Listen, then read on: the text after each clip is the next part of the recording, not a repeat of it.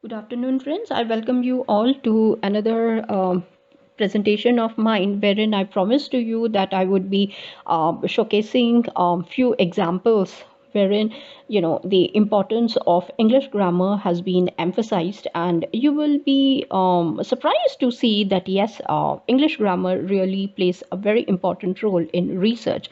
And I really thank some of the scholars as well as the faculties who are motivated me to come up with this particular playlist. Number one. Number two, they raised few questions and given me a chance to showcase that yes, a lot of emphasis has been given towards this particular thing also side by side. Now, to showcase to you first example, I have picked up a thesis, I would say. The title of the document, as you can see out here, is basically wherein they are talking about what I call it as the development. Number one, development of the validation of the scale, which you can see for yourself only directly. That's number one that you can have a look at it. Now, you can see out here very clearly that it's a scale on which I was working. Number one.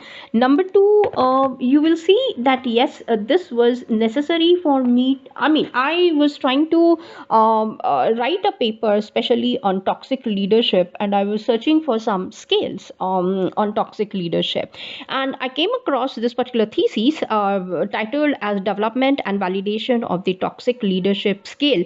And this has been taken care by Andrew A. Schmidt, Master of Sciences 2008, and this is where he presented his discussion. Now, if we go to directly to the page number 66, if I'm not wrong, you will be seeing that he has written a portion, or the heading which he had given is limitations and future research. Now, I am not entering into the details about the gaps that I was trying to identify, which I'll share it with each one of you also as to how to identify those gaps when these kind of a papers are there. I'm taking you directly to the part wherein he discusses something, and that is where my eyes really opened, and I'm trying to read out the whole thing for you. And this is also, I failed to find utility for the self promotion and narcissism scales. Clearly, future studies are needed to determine if this lack of findings replicates. Perhaps self promotion and narcissism really are antecedents of toxic leadership, as I suggested earlier. Perhaps these two dimensions would be predictive of different follower or team outcomes. Future research is necessary to clarify these issues.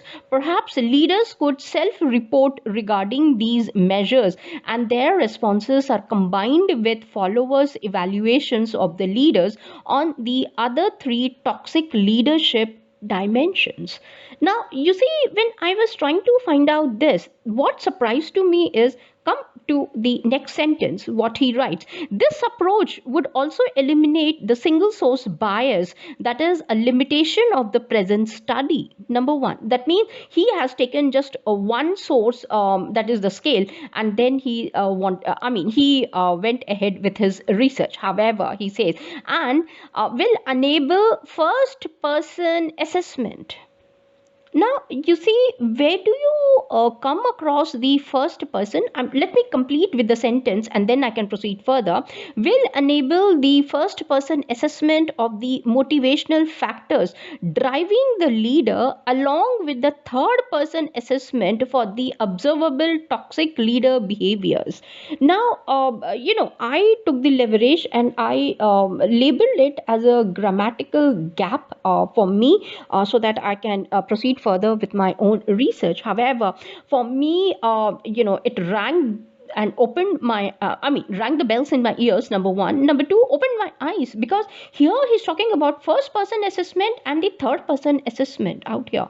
Now, within the research itself, now this is what I would say is something that one has to understand. And if you are very strong in your grammar, then you are able to understand and take care even for these scales and everything. I thought I will proceed further with scale development and trying to understand how scales are made, how validations are being taken place, whether you're adopting something, you're adapting something, or you are taking a mixed approach or entirely a new approach. What are the, that would be a different exercise for me. The right now the exercise on which I'm focusing right now is the importance of grammar in research. Now, this is in the identification of a gap, wherein you are seeing the way the I would say at that time Andrew had taken care of it in terms of first person assessment as well as the third person assessment. So this is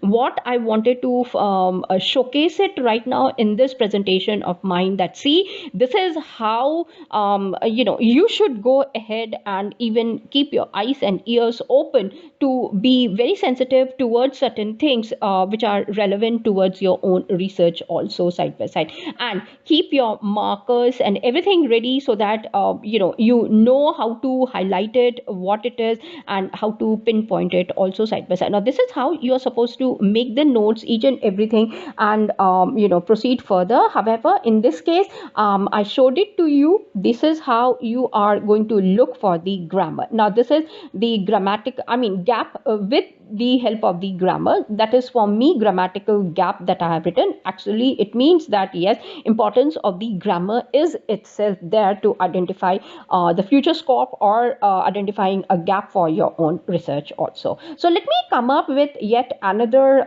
video wherein, the presentation, wherein video presentation of mine, wherein I'm going to showcase to you more importance of the grammar, English grammar that is being taken place in the research itself only. I hope you do enjoy these kind of journeys, also research ventures, I would say, and we can learn a lot from these things also, side by side, and which is very important also nevertheless. So let me proceed further with yet another presentation. Till then, take care and bye.